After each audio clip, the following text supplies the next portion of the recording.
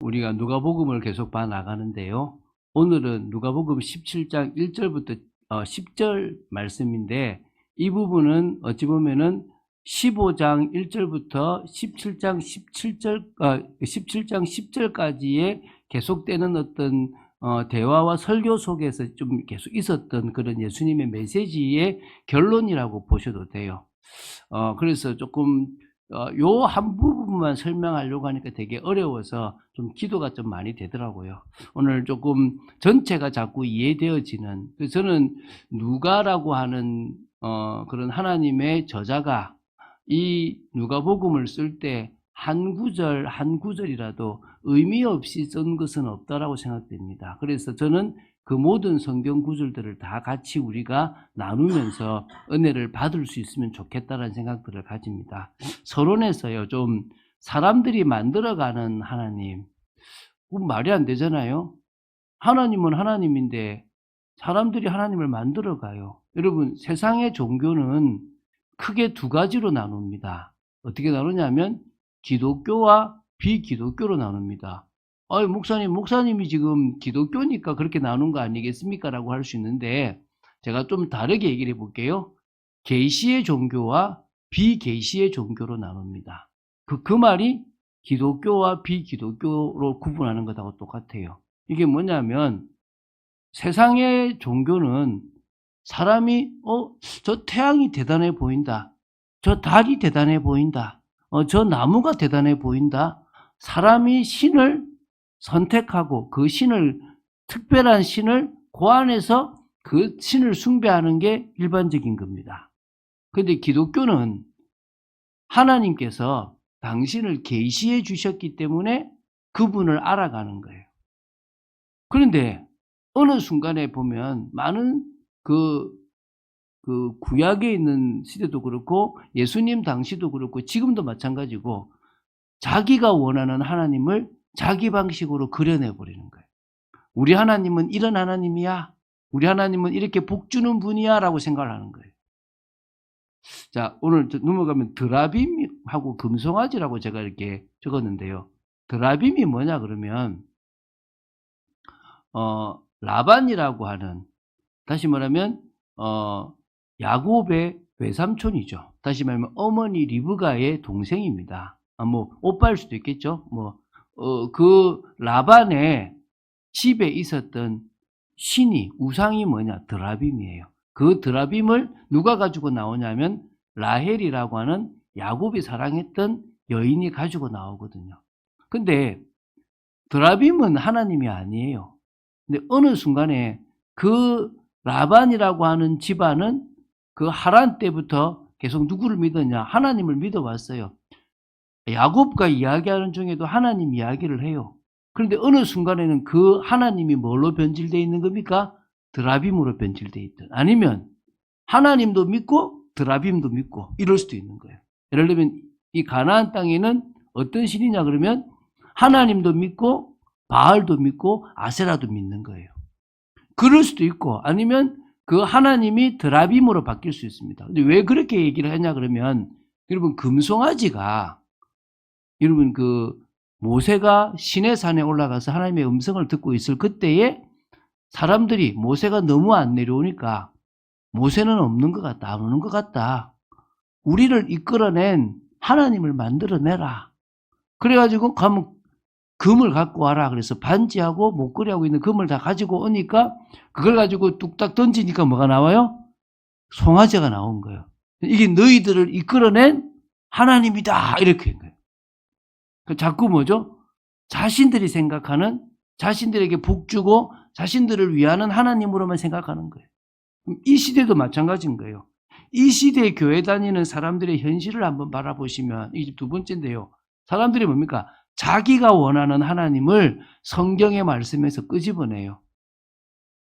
이거를 일명 뭡니까? 내가 복음이라고 그러죠. 내가 복음. 내가 생각할 때 나한테 좋은 복음의 말씀. 내가 그리죠. 하나님은 이런 분이야.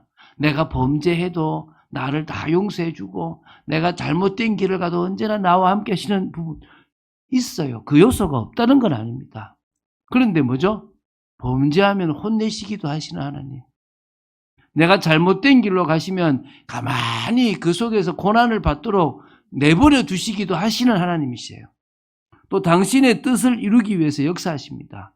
제가 지금은 하나님의 은혜에 붙잡혀서 설교를 하는데 어느 날 제가 교만하면요, 제가 설교는 잘할 수 있어요. 근데 누구는 역사하지 않는다고요? 하나님, 성령님은 역사하지 않아요. 왜냐하면 하나님은 불의한 곳에 역사하시는 분이 아니시거든요.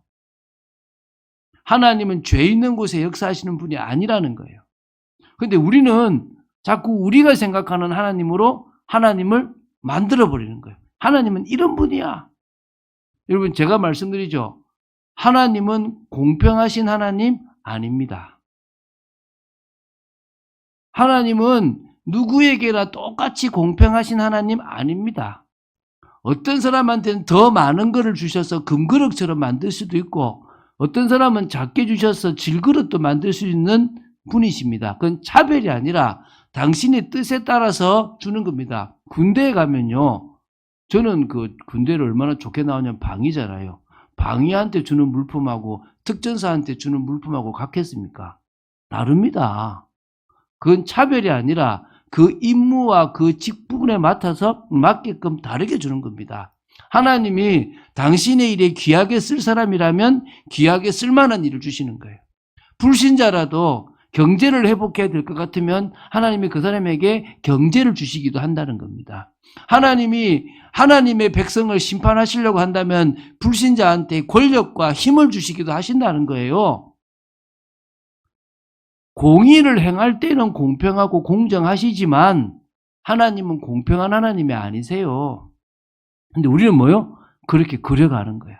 하나님은 이런 분이라고. 하나님, 어떤 데는 저기 어디입니까? 다 그런지 모르겠지만은, 안식교가 다 그런지 모르겠지만, 안식교에 있는 어떤 성도는 뭐라고 하냐면, 하나님은 지옥을 만드실 리가 없다는 거야. 사랑의 하나님이시니까. 그건 누구 생각이죠? 그분 생각이에요. 성경에는 불과 유황이 뜨거운 곳에서 밤낮 쉼을 얻지 못할 일이 일어난다 그랬습니다. 맞습니까? 우리는 우리가 생각하는 하나님이 아니라 진짜 어떤 하나님요? 성경이 말씀하시는 하나님을 알아가야 되는 거예요. 여러분, 지금은 제가 여러분을 가르쳐 드리지만 어느 순간에는 제가 필요 없는 여러분이 되어야 될 줄로 믿습니다. 할렐루야. 제가 필요 없는 여러분이 되기 위해서는 하나님을 알아가셔야 되는 거예요. 제가 여러분에게 하나님을 가르쳐 드릴 때 어떤 목사도 여러분에게 필요 없이 성령이 가르쳐 주실 수 있는 그걸 배울 수 있는 여러분 되시기 바랍니다. 어렵지 않아요. 그러나 간단하지도 않습니다. 그래서 여러분 세 번째요. 영원토록 불변하신 하나님이십니다. 하나님은 시대에 따라 바뀌시는 분이 아니에요. 구약시대 하나님 다르고 신약시대 하나님 다른 분이 아니십니다. 지금 이 시대의 하나님은 신약시대의 하나님이시고 구약시대의 하나님이시고 창세전부터 존재하셨던 하나님이시고 영원토록 존재하실 하나님이십니다. 우리는 그 하나님을 믿는 거예요. 내가 하나님을 선택한 것이 아니고 하나님께서 저를 선택하신 거예요. 이해가 되십니까? 누가 그래요? 누구를 선택하고 누구를 버리는 게 말이 되냐? 아니에요. 하나님은 인간을 스스로 버리신 적이 한 번도 없어요. 그럼 어떻게 된 겁니까? 인간 스스로 버림을 당했어요. 여러분, 부모가 자식을 보고 집 나가라 그러지만 집 나가기를 바라는 부모가 어디 있습니까? 자식이 집을 나가잖아요. 그것처럼 하나님은 인간을 버리신 적이, 유기하신 적이 한 번도 없어요. 단지 공의의 하나님이시기 때문에 인간이 범죄함으로 말미암아 인간 스스로가 다 유기된 거예요. 그 속에서 하나님이 일부를 뭐 하신 겁니까? 선택하신 거예요. 감사하게 그 속에 우리가 들어간 거야. 할렐루야. 이게 은혜입니다. 그런데 맨정신으로는 못 들어가니까 저 같은 경우에는 어렵게, 우리 장로님도 목사 안 하고 싶다 했는데 저도 목사 안 하고 싶은 사람입니다. 저는 사람 한 명 죽이고 목사가 됐고 그 다음에 목사를 받아들일 때는 너무나 감사하게 받아들였습니다. 저는 저 과거가 그래도 조금은 저보다 더 고생한 사람이 많지만 저도 고생을 좀 했습니다. 그 고생 안 하면 예수 안 믿을 사람이라서. 제가 키가 우리 방장로님처럼만 커도 예수 안 믿을 만큼 교만할 사람이라서 하나님이 저를 요 모양으로 만들어서 제게 되게 갈등도 오고 고민도 오고 힘들게도 만드셨던 시간들이 있었습니다. 그러나 그 모든 시간들 속에서 하나님은 저를 믿게 하셨습니다. 할렐루야. 오늘 서론에서요, 하나님이 어떤 분이신지 내가 만들어가는 하나님이 아니라 오늘은 이런 하나님을 내가 알았네. 하나님을 알아가는 여러분 되시길 예수님 이름으로 축원드립니다. 그 하나님이 이 땅에 인간의 몸을 입고 오셨는데 그분이 누굽니까? 예수님이시잖아요. 근데 그 예수님이 이 땅에서 십자가를 통해서 복음을 행하신 겁니다. 성취하신 거죠. 그죠? 그런데 그분은 올라가셔야 돼요. 올라가시면 제자들만 이곳에 남게 되는 거야. 믿음의 사람들만 남게 되니까 예수님의 사역이 뒤로 갈수록 자꾸 뭐가 많아지겠습니까? 메시지가 많아지는 거예요. 왜 메시지가 많아집니까? 남아있는 자들이 붙잡고 흔들리지 않고 가야 될 것들이 있다는 거예요. 그래서 오늘 제목이 뭡니까? 성도는 성령 안에서 조심하라. 근데 예수님은 제자들에게 너희는 스스로 조심하라라고 말씀하셨어요. 뭔지 한번 봅시다. 이제 첫 번째, 성천 이후에 예수님께서 십자가 지신 이후에 하늘로 올라가시던 이후에 이 땅에 남겨질 제자들을 예수님은 생각하신 거예요. 생각하시니까 이제 그들이 이 땅에서 믿음을 가지고 흔들리지 않고 핍박을 이길 수 있도록 준비시키시는 겁니다. 그래서 예수님께서 뭐 하십니까? 중요한 메시지를 제자들에게 주신 거예요. 그 첫 번째죠. 중요한 메시지로 제자들을 자꾸 확립하신 거예요. 그래서 갈수록 메시지가 더 많아지는 겁니다. 지금 공생의 3년 차예요. 그러니까 이제 얼마 안 남았어요. 그러니까 계속 말씀이 많아지면서 제자들을 확립하는 거예요. 그게 누가복음 9장 1절부터 17장 10절까지가 사실은 이 3년 차의 거의 내용들이라고 보시면 돼요. 근데 그 중에서 오늘은 이제 이 15장부터 17장까지를 좀 보고 있는 겁니다. 근데 이 9장부터 17장까지요, 누가복음에 그 비유가 16개가 나와요. 그러니까 23개, 누가복음 전체의 비유가 23개가 나와요. 근데 그 중에 이 9장부터 17장까지가 16개의 비유가 나와요. 그 말은 예수님께서 하시고 싶은 이야기가 되게 뭐단 말이죠? 많으셨다는 거예요. 오히려 기적은 20개 중에서 4개만 나와요. 기적을 행하신 모습은 앞쪽에 많겠죠. 뒤쪽은 뭐가 많은 겁니까? 메시지가 많은 거예요. 여러분, 고난주간에는요, 예수님이 말씀을 더 많이 하셨어요. 근데 그게 다른 복음서에는 잘 안 나오지만 요한복음에는요, 13장, 14장, 15장, 16장, 17장까지 13장부터 17장까지 계속 예수님의 말씀이 나와요. 왜 나옵니까? 이제 곧 떠나실 거니까. 남아있는 이 제자들을 향해서 계속 예수님의 메시지를 하시는 거예요. 메시지로 제자들을 확립하신 겁니다. 당신이 안 계셔도 사역자로서 믿음의 사람으로서 이거 말씀하셨네라는 것을 기억하게 하려고 계속 말씀을 주시는 거예요. 여러분이 설교 듣지 않아도 혼자 딱 있는데 어떤 상황 속에서 성령이 생각나게 할 정도로 여러분이 말씀으로 확립되시면 돼요. 저는 여러분을 그렇게 만들려고 하는 겁니다. 여러분 자녀를 키울 때 늘 엄마가 옆에 있는 자녀를 키우지 않잖아요. 어느 날 부모가 떠날 건데 이 자녀가 혼자 어른이 돼서 결혼도 하고 자식도 낳고 할 건데, 그러면은 누구보다도 나보다도 더 잘 사는 자녀가 되기 위해서 자녀를 양육시키고 힘든 것도 가르치잖아요. 근데 자녀는 뭐합니까? 갱신하기 싫어하죠. 음식도 안 먹으려고 그러고 삶도 바뀌지 않으려고 그래요. 근데 부모는 어떻게 합니까? 바꿔줍니다. 여러분, 교회도 마찬가지입니다. 여러분이 갱신하지 않으려고 하지만 저는 여러분을 갱신시켜야 됩니다. 주님이 원하시니까, 주님이 여러분이 갱신하기를 원하시니까 저는 여러분을 갱신시키는 겁니다. 그래야만 여러분이 혼자서 하나님과 소통하고 인도받을 수가 있는 겁니다. 제가 필요 없고 목사들이 필요 없고 사역자들이 필요 없이 하나님과 여러분이 1대1로 만날 수 있는 사람으로 서면 되는 거예요. 자, 두 번째입니다. 종교 지도자들의 영향에서 벗어나기를 원하셔서 계속 제자들에게 메시지를 하시고 또 제자들에게 뭐 남겨질 그 제자들을 걱정하시면서 준비시키신 거예요. 왜냐하면 여러분 틀을 넘어서는 게 되게 어려워요. 장로교회에서 오랫도록 자란 사람은요, 장로교 틀을 넘기가 어려워요. 감리교 있거나 어떤 그런 교단의 틀도 넘기 어렵고 지역의 틀도 넘기 어렵고 어떤 내가 맞다고 생각되는 틀을 넘기 어려워요. 이 시대에는 태어나면서부터 유대교라고 하는 종교 지도자들의 영향 아래 그들이 살아왔어요. 그들이 말하는 게 맞은 줄 알았다니까요. 그들이 말하는 것이 곧 하나님의 뜻인 줄 알았다니까요. 예수님은 그걸 뒤집으신 거예요. 너희들이 지금 하나님 앞에서 가장 죄인이야. 저 세리들보다 너희들이 더 나빠. 쟤들은 지금 자기들 잘못을 회개하는데 너희들은 회개도 안 하고 오히려 소경인데 소경을 인도하고 있는 거야. 너희들 때문에 얼마나 많은 사람들이 죄로 들어가는 줄 알아? 이 얘기를 계속 하신 거예요. 그래서 제자들에게 너희들은 저 종교 지도자들이 생각하는 그 틀을 벗어나라. 그거 아니면요 안 돼요. 여러분 교회는요 자꾸 종교화되어져 가요. 캐톨릭은 지금 거의 종교잖아요. 근데 그 종교의 모습이 이제 교회도 있어요. 그거 벗어버리지 못하면 우리도 생명 없는 종교 생활에 머물러 버릴 거라니까요.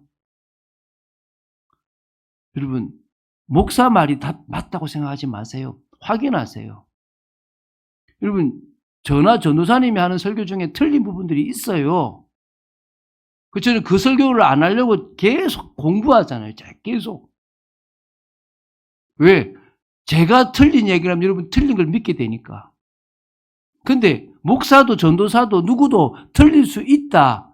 맞는 건 뭐다? 성경이다. 근데 성경을 우리가 해석할 수 없으니까 배우면서 성령의 은혜 속으로 들어가야 된다. 할렐루야. 그게 중요한 겁니다. 자, 그래서 자신이 잘한다고 생각되는 게 중요한 게 아니라 하나님의 뜻과 맞아야 되는 줄 믿으시기 바랍니다. 오늘 이 본문도요. 사실은 15장, 16장에 이 바리새인 종교 지도자들을 비판하시고 뭐가 중요한지를 설명하신 것의 마무리라고 보시면 돼요. 그 얘기를 한번 제가 나누겠습니다. 그래서 지금 세 번째, 말씀을 통해서 스스로 조심하라고 지금 말씀하시고 계신 겁니다. 여러분 누가복음 15장 1절 2절을 제가 읽어볼게요. 한번 잘 보세요. 여기서부터 시작이거든요.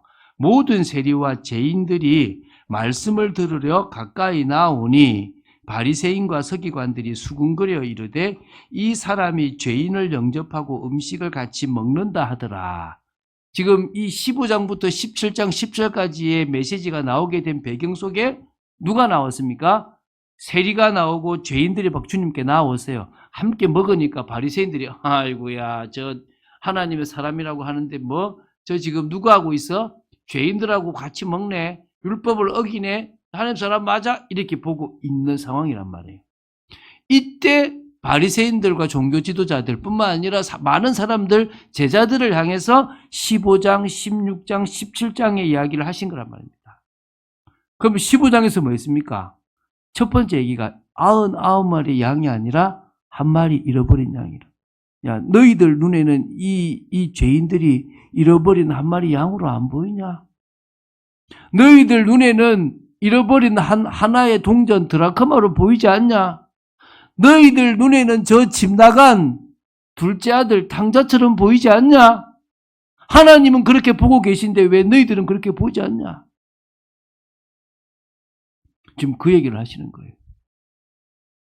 그러면서 이제 16장에는 뭡니까? 이제 제자들을 향해서 이제 청지기의 삶을 살아라. 청지기 삶을 살아라. 청지기 삶을. 그것도 게으른 청지기가 되지 말고 지혜롭고 근면성실한 청지기가 되라. 돈에 매이지 말라 이 말이죠. 그러니까 그 뒤분 바리새인들은 돈을 좋아하니까 안 듣잖아요. 그러니까 예수님이 너희들은 그것 때문에 천국을 빼앗기고 있다까지 얘기해요.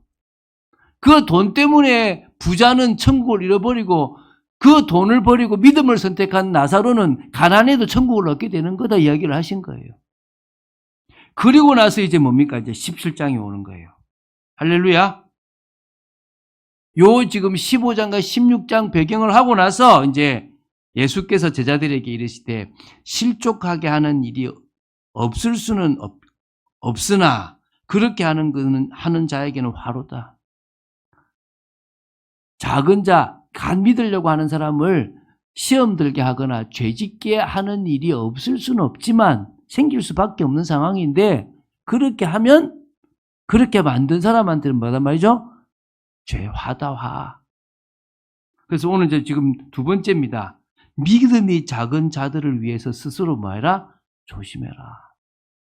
여러분, 제가 이 교회에 와서 하고 싶은 일은요, 많은 사람들이 오는 것도 필요하겠지만 와 있는 성도 한 사람을 세우는 거예요.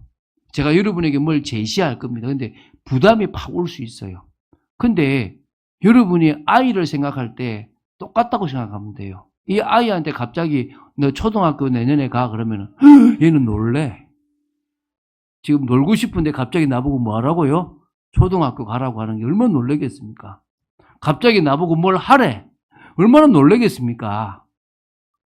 그게 지금 제 마음이에요.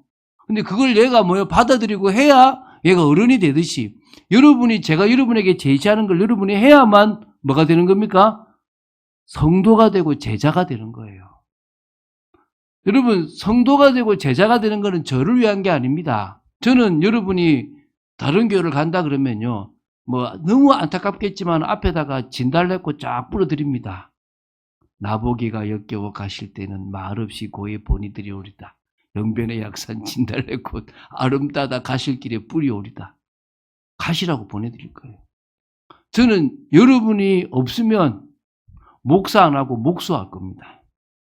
저는 지금도 목수하면 돈 많이 벌 것 같아요. 그런데 그걸 떠나서 한 영혼이 있다면 저는 끝까지 목사합니다. 왜? 그 영혼을 뭐 해야 되니까? 세워야 되니까. 저는 그렇게 사역하고 가고 싶어요. 저는 이미 이 교회 은퇴 날짜가 정해져 있잖아요. 저는 이 교회에서 끝나는 날이 정해져 있습니다. 저는 그때 이 교회에서 빠이빠이 할 겁니다. 왜? 나는 내 성을 쌓고 싶은 게 없어요. 단지 하나, 어떻게든 여러분을 바른 제자로 세우고 싶고 어떻게든 여러분을 믿음의 사람으로 만들고 싶은 게 제 마음입니다. 그래서 여러분 같이 믿음이 작은 한 사람을 위해서 스스로 조심하고 성령 안에서 조심하게 되길 바랍니다. 자, 그래서 첫 번째, 믿음이 작은 자들을 실족하게 하지 말라는 거예요. 신앙생활을 하려는 성도들 중에서 믿은 지 얼마 안 되는 사람들은 도움이 많이 필요합니다. 그런데 이걸 조금 잘못 도와주면요, 잘못된 신앙이 들어가면은 죄짓게 만들고 시험 들게 만듭니다. 그렇죠? 여러분, 제사 중에서 속죄제와 속건제는요, 사람하고의 관계예요. 내가 이 사람한테 죄를 지었으면 하나님 앞에 이 사람한테 용서 빌고 속죄제를 해야 돼요. 이 사람 물건을 잘못했으면 이 사람 물건을 배상해주고 하나님 앞에 뭐 해야 돼요? 속건제를 드려야 돼요. 그러니까 하나님은 하나님과의 관계 다음으로 그 다음에 잘할 것은 뭐냐? 사람과의 관계인 거예요. 내 옆에 있는 사람을 사랑으로 돌봐주라고 말씀하시는 겁니다. 믿습니까? 그래서 우리 신앙에서 다른 사람을 챙기는 건 너무너무 중요한 거예요. 그래서 두 번째, 이 믿음이 작은 자들이 죄를 회개하면 용서하라는 거예요. 그게 지금 그 다음 얘기인 겁니다. 왜? 우리는 엄청난 용서를 받았잖아요. 믿습니까? 주님으로부터 엄청난 용서를 받았기 때문에 주님이 명령하셨어요. 내가 너를 용서했으니 너도 뭐 해라? 용서해라. 그 사람이 크든 작든 그 사람의 죄를 용서해라. 근데 요 3절 보세요. 이게 다른 마태복음에는 7번에 70번, 70번에 7번 나오잖아요. 이게 큰지 한번 3절 보세요. 지금 4절요. 만일 하루에 7번이라도 내게 죄를 짓고 7번 내게 돌아와 내가 회개하노라 하거든 너는 용서하라. 하루에 몇 번요? 어이구야. 제가 권사님을 7번 사기치면 권사님 제가 회개하면 용서해 줄 수 있겠습니까? 한 번도 힘들 건데 하루에 한 번? 하루에 몇 번요? 우와. 보통 우리나라 몇 번이죠? 3-4번. 3-4번인데 이것도 뭐죠? 일평생에 내가 니한테 몇 번 봐준다? 3-4번. 근데 예수님은 뭐라 그럽니까? 하루에 7번을 용서해 주래. 그것도 뭐 하면? 회개하면. 제대로 회개하면 뭐라? 용서해라. 예, 요건 다음에 제가 좀 되면 용서라는 게요. 상대방이 회개 안 했어요. 용서하지 마세요. 근데 내가 하는 용서는 뭐냐? 그냥 저 사람을 정죄하지 않는 거예요.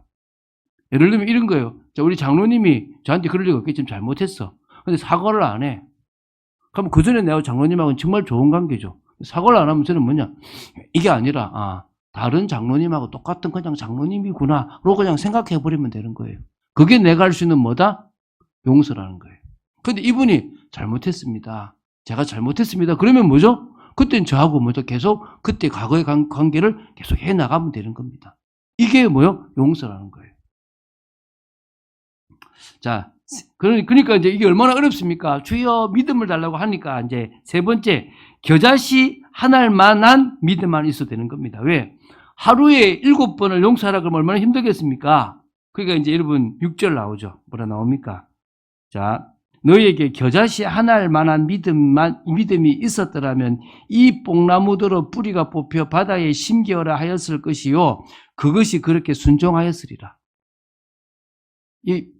이 산옮기고 이런 겨자씨만한 믿음이 몇 번 나와요. 그러니까 저도 설교할 때 몇 번 예를 이렇게 쓰잖아요. 예수님도 예를 여러 번 쓰셨다고 보시면 돼요.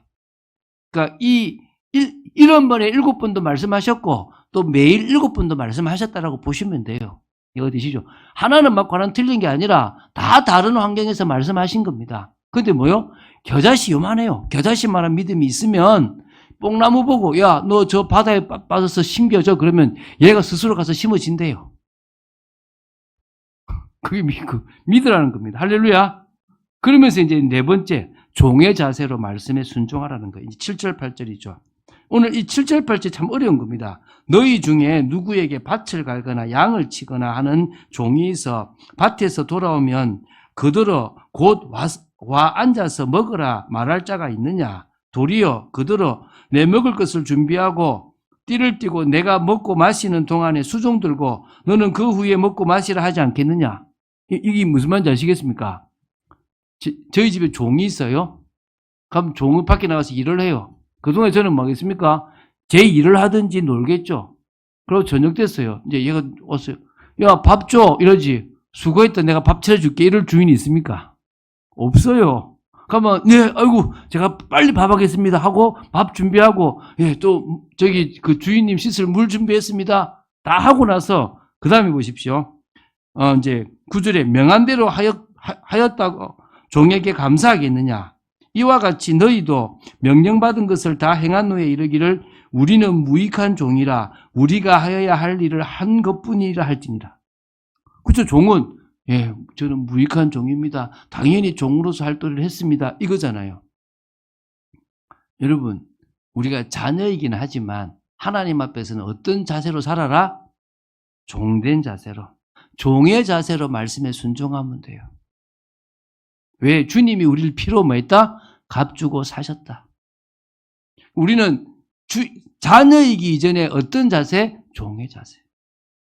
자, 오늘 여기서 지금 세 가지 이야기를 하겠습니다. 앞에 하나님에 대한 얘기를 크게 했으니까요. 오늘 이 세 가지 핵심만 보면 돼요. 성령 안에서 스스로 조심할 때, 성령 안에서 스스로 정말 믿음의 삶을 살아갈 때 우리는 사람을 살리고 사람이 살아나는 역사가 일어나는 겁니다. 믿습니까? 우리 힘으로는 힘듭니다. 성령이 힘주시면 돼요.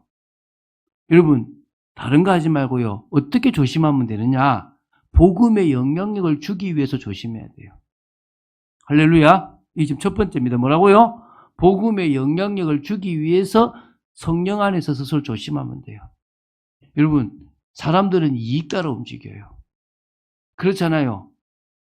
그게 아니고 저 사람에게 내게 있는 이 복음의 영향력을 주기 위해서 나는 살아가는 겁니다. 여러분, 사람마다요, 주위에 예수님을 믿는 사람이 있고 예수님을 믿을 사람이 있고 예수님을 믿다가 낙심한 사람이 있고 아예 예수님을 안 믿는 사람이 있습니다. 맞습니까? 뭐라고요? 예수님을 잘 믿는 사람이 있죠. 지금은 안 믿지만 믿을 사람도 있죠. 그런데 좀 열심히 나름대로 믿다가 지금 낙심해서 안 믿는 사람도 있죠. 아예 처음부터 관심 없는 사람도 있습니다. 맞습니까? 그 모든 사람들에게 우리는 다 뭘 해야 됩니까? 복음의 영향력을 미치는 겁니다. 종으로서 사실은 하나님의 말씀에 실천하고요. 실족지 않도록 회개하며 용서하면서 그들에게 뭐하라?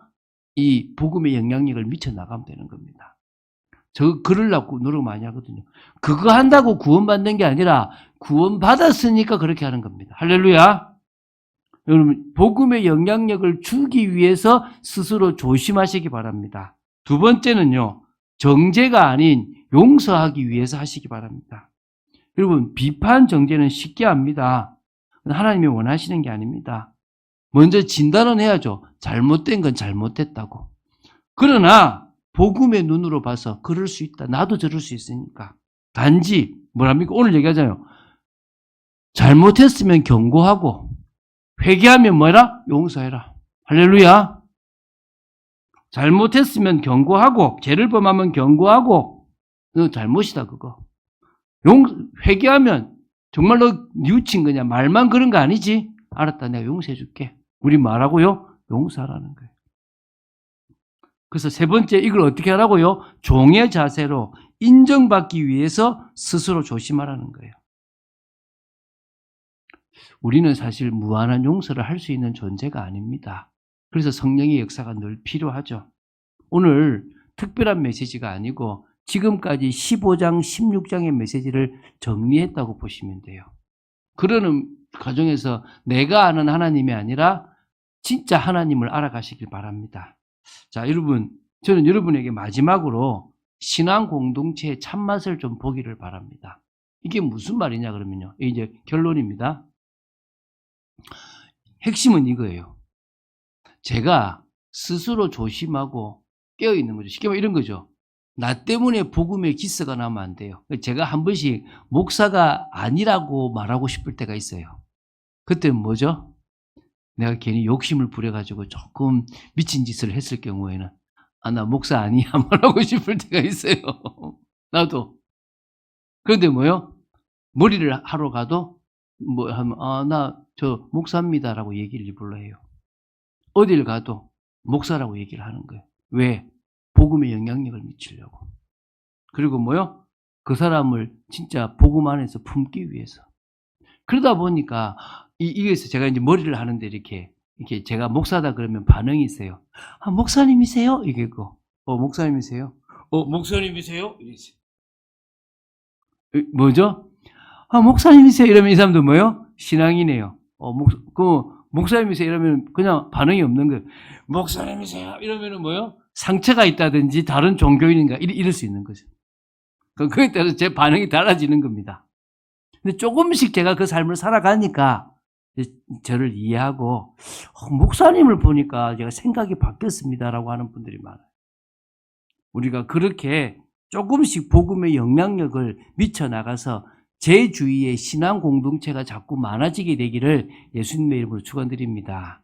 주는 그리스도시요 살아계신 하나님의 아들이심을 고백합니다. 말씀 속에 있는 저희들이 되도록 지켜주시고 인도하시고 역사해 주실 줄로 믿습니다. 감사드립니다. 오늘도 저희들이 성령 안에서 조심하는 성도로서 살아가도록 지켜주시옵소서. 주 예수 그리스도 이름으로 기도드립니다. 아멘.